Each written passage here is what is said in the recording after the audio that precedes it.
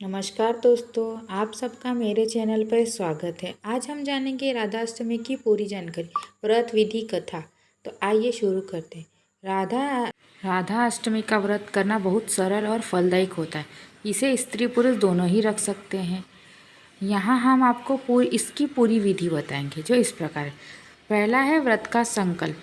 प्राय सूर्योदय से पहले स्नान करें, स्वच्छ वस्त्र धारण करें और राधा रानी का ध्यान कर व्रत का संकल्प लें।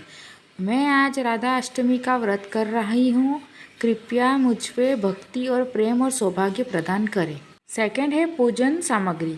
राधा रानी एवं कृष्ण की प्रतिमा या चित्र लें। लाल पुष्प और तुलसी पत्र रखें। धूप, दीपक, रोली, चंदन और पंचामृत, मौसम के फल, मिठाई, मेवा और भोग के लिए खीर, पंचामृत, मिश्री जरूर रखें। तीसरा है पूजन विधि। पूजा स्थान को स्वच्छ करें, वहाँ राधा कृष्ण की प्रतिमा स्थापित करें, कलश स्थापना करें, जल में से छिड़काव करें, दीपक जलाकर राधा रानी का ध्यान करें, चंदन, अक्षत, फूल, तुलसी पत्र अर्पित करें, पंचामृत से राधा रानी का अभिषेक करें, खीर, मिश्री, मौसमी फल का भोग लगाए, राधा जी के नाम का कीर्तन और राधे राधे का जाप करें, अंत में आरती करें। व्रत के नियम कुछ इस प्रकार हैं। पहला है दिन भर सात्विक रहें और क्रोध या झूठ से बचें। फलहार या जलहार व्रत करें। संध्या के समय पूर्ण राधा कृष्ण की आरती करें और कथा या भजन कीर्तन सुना और करना विशेष फलदायक है।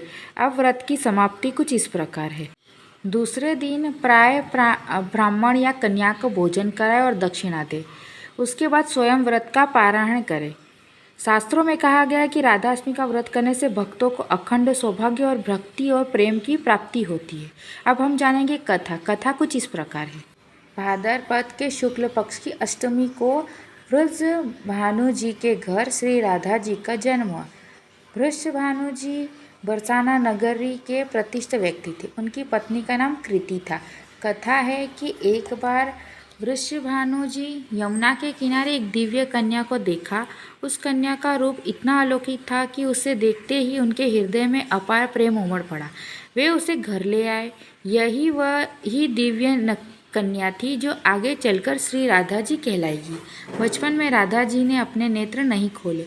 जब नंद बाबा अपने पुत्र कृष्ण को लेकर वृषभानु जी के घर आए, राधा जी के सामने खड़े हुए, तभी राधा जी ने अपनी आंखें खोली, पहली बार कृष्ण का दर्शन किया। इस घटना ने सभी ने समझ लिया कि राधा और कृष्ण का प्रेम अनादि अनंत है। राधा जी को भक्ति, प्रेम और करुणा की मूर्ति माना गया। शास्त्रों में वर्णन है कि राधा जी का जन्म केवल मानव कल्याण के लिए हुआ है। जो भी भक्त राधा अष्टमी के दिन व्रत रखकर राधा कृष्ण की पूजा करता है, उसे अखंड सौभाग्यवती और मोक्ष की प्राप्ति होती है।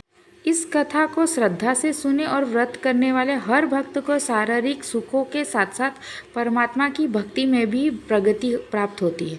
यह कथा आपको कैसी लगी, कमेंट एंड लाइक करना ना भूलें। मिलते हैं अगली कथा में। धन्यवाद।